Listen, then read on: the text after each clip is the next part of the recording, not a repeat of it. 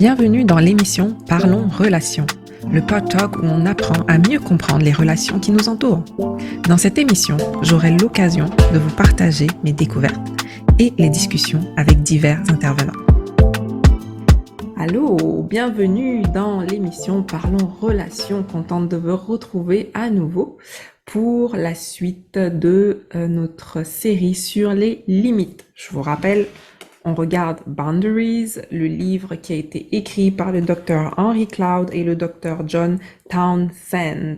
Très bon livre que je vous recommande d'avoir dans votre bibliothèque parce que c'est comme un livre de référence où quand vous avez un questionnement, vous pouvez retourner là-dedans puis ça répond à certaines choses par rapport à vraiment tous les types de relations que vous pouvez avoir dans votre vie. Donc c'est une belle recommandation que je vous fais ou un cadeau à offrir à quelqu'un.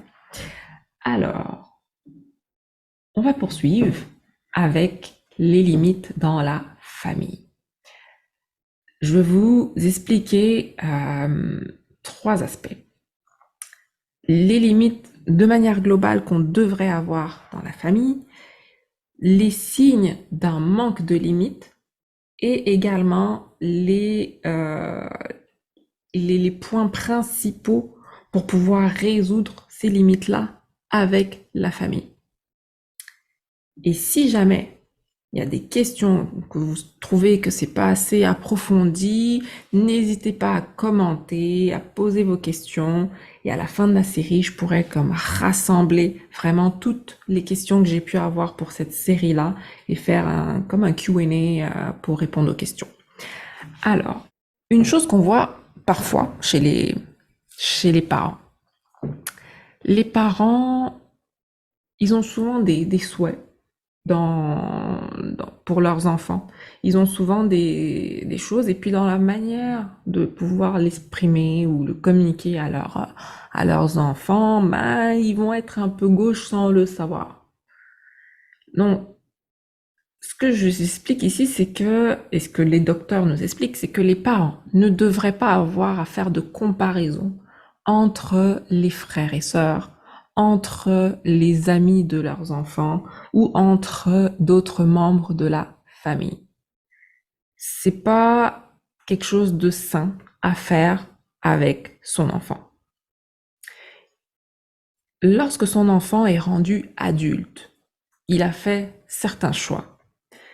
Et là, ces choix-là doivent être acceptés par les parents parce que à la fin de la journée, cet enfant-là que vous avez mis au monde, il appartient à Dieu. Il vous appartient pas. C'est-à-dire que il est là pour une raison, il est là pour une mission. Dieu a mis en lui des dons et des talents spécifiques.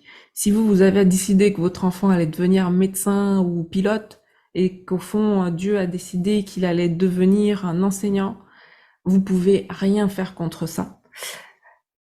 Pourquoi? Parce que c'est ce pourquoi il est là, c'est son why à lui, et il a besoin de pouvoir le réaliser pour arriver à être dans son cheminement qui a été écrit par Dieu, si on veut. Et là,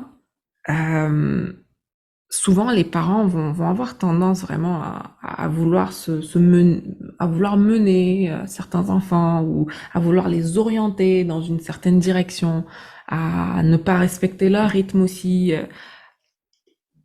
L'enfant n'a pas besoin de ça, il a besoin d'être encouragé, il a besoin d'être conseillé, il a besoin de trouver quelle est sa voie réelle et non la vôtre.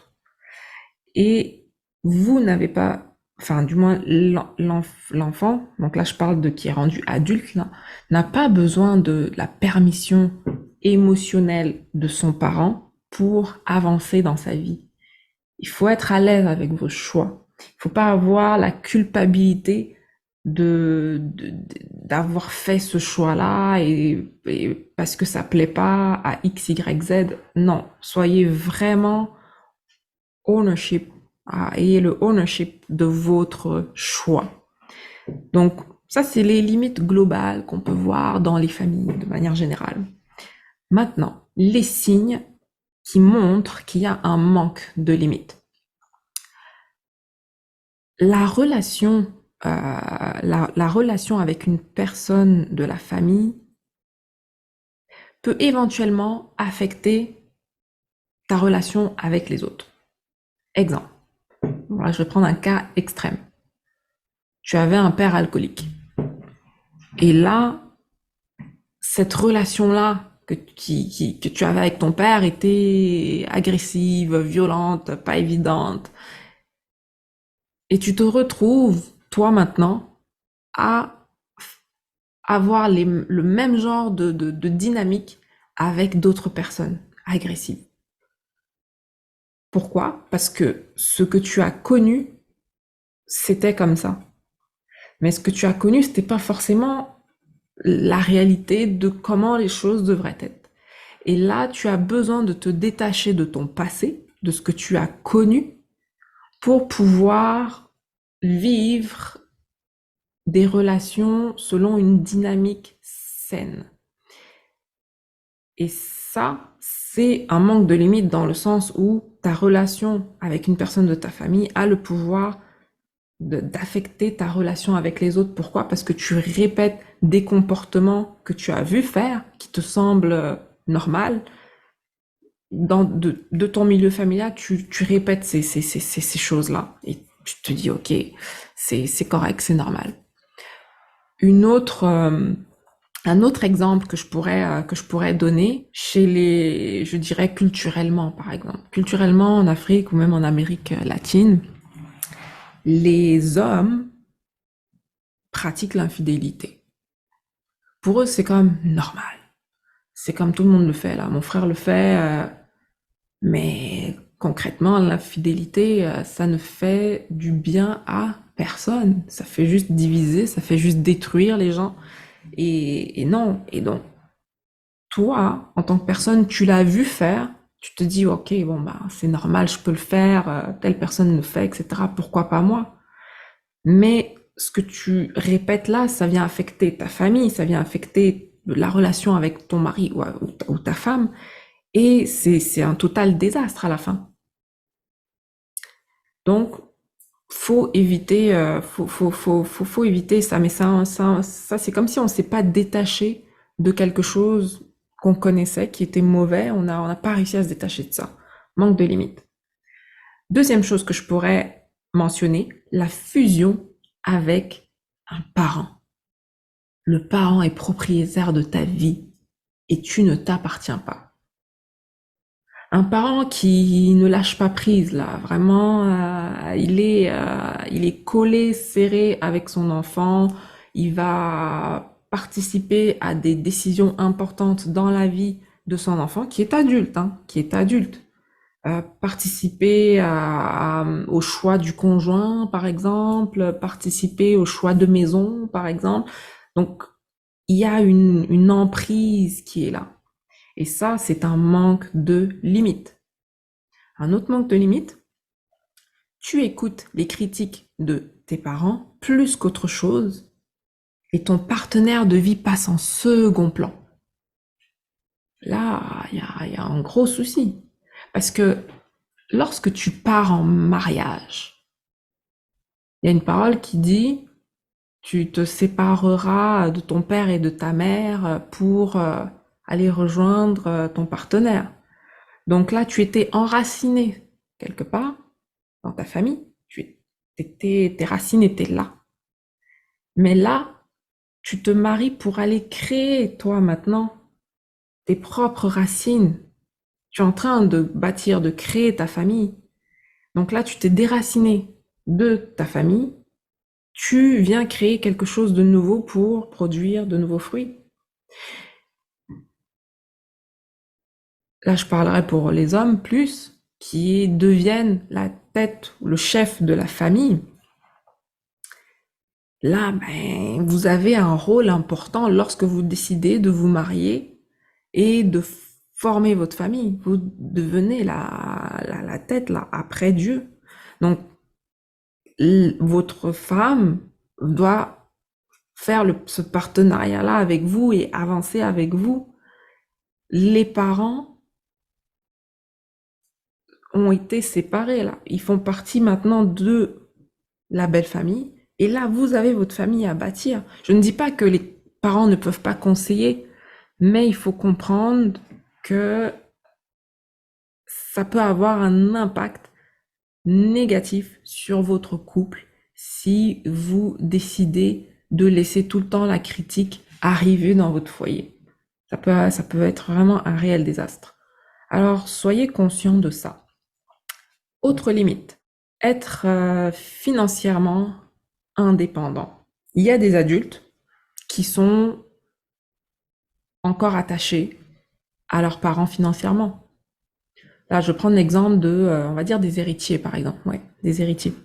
Donc des héritiers, bon, c'est des gens qui font partie de familles avec des moyens. Et là, parce que bon, bah, la famille a les moyens, et je prendrai l'exemple de un exemple connu, l'artiste 50 Cent, qui lui, son fils habitait à New York, puis son fils lui disait, ben là, tu dois me donner $6 500 par mois, là, parce que je vis à New York, puis d'abord, c'est même pas assez. Donc, il se permettait d'exiger une rente mensuelle à son père, parce que il est le fils de 50 Cent. Mais est-ce que... Et c'est un adulte, c'est pas un enfant, il est adulte.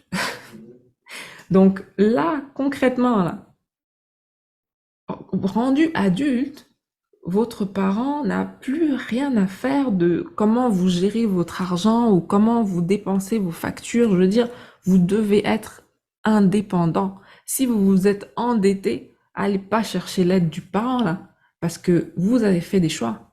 Vous avez fait le choix de vous endetter et votre parent n'était pas dedans là lorsque vous avez voulu faire ça. Donc là, vraiment, il faut réussir à être responsable parce que lorsque vous bâtissez votre famille, c'est pas les parents qui vont la bâtir avec vous, c'est vous et votre partenaire de vie qui allez bâtir financièrement votre maison. Donc vous allez épargner ensemble, vous allez investir ensemble, vous allez payer les bills ensemble. C'est pas les parents qui. Donc il faut réussir à se détacher financièrement de ses parents pour tranquillement se bâtir des bonnes habitudes financières afin que lorsque ce sera le temps de pouvoir le faire pour sa propre famille, eh bien, vous soyez à l'aise de le faire sans qu'il y ait un parent qui vous dise, OK, bon, je t'envoie $6 000, et puis là, après, vous vivez avec des contraintes parce que il faut que vous puissiez continuer à entretenir de bonnes relations avec vos parents parce que ils vous donnent tout le temps cette cuillère dans la bouche chaque mois. Non, il faut se détacher de ça. Autre, autre limite, autre limite.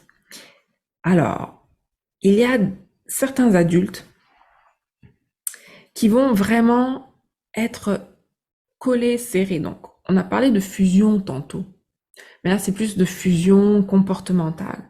Mais là, de fusion dans le sens où le parent est vraiment dans tous les aspects de la vie de son enfant rendu adulte.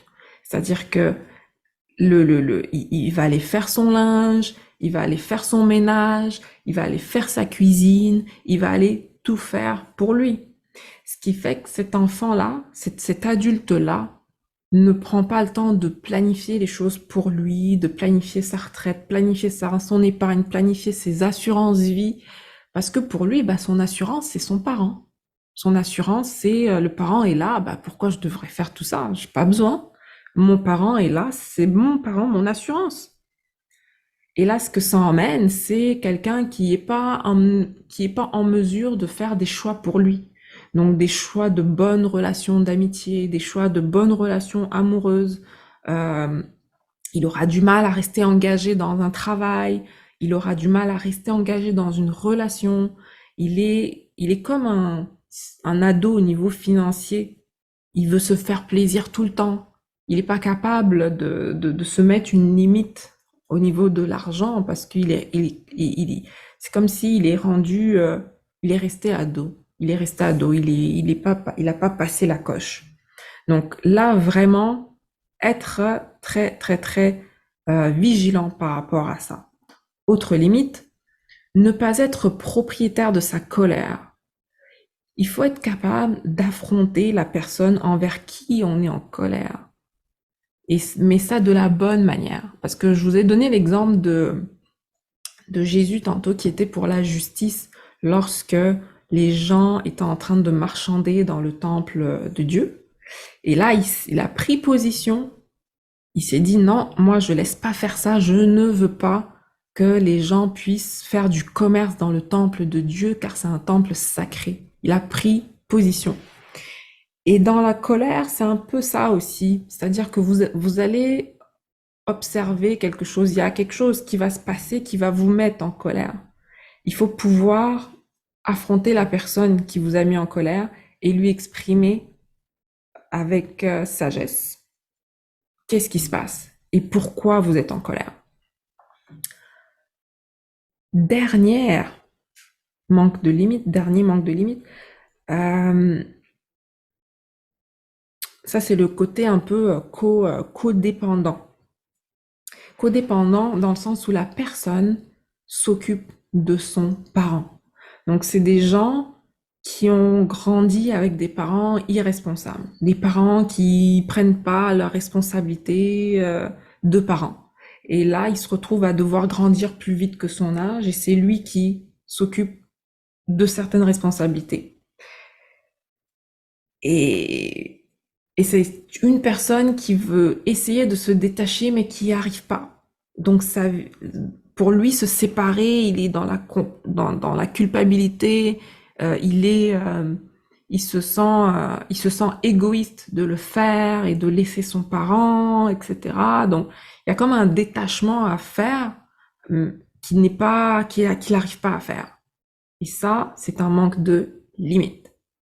Donc là, on a fait le tour des différentes limites. Si vous avez des questions, n'hésitez pas à commenter. Maintenant, on va parler de comment résoudre les limites avec la famille.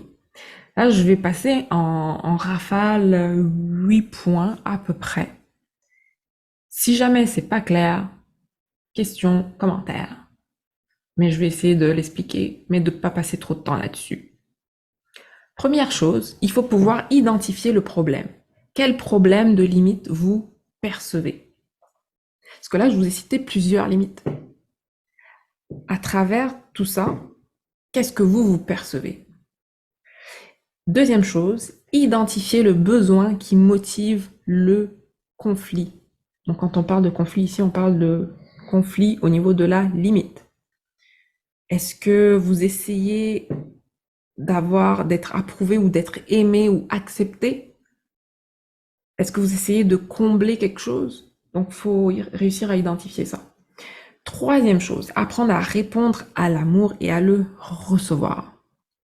Quatrième chose, pratiquer les compétences de limite, donc savoir dire non au bon moment. Cinquième chose, dire non, éviter les personnes qui vous ont abusé ou contrôlé dans le passé. Ne vous laissez pas entraîner dans des situations de contrôle. Donc ça, c'est en pratiquant, vous allez réussir à identifier des situations de contrôle et à vous sortir de là. Sixième chose, pardonnez aux autres. Septième chose, répondez, ne réagissez pas. Donc là, répondre, se faire comprendre, c'est différent de réagir. Huitième chose, apprenez à aimer dans la liberté et être responsable sans être coupable. Évitez donc d'avoir cette culpabilité-là. Donc là, on a fait le tour des 8 éléments qui pourraient vous permettre de résoudre les limites dans la cellule familiale.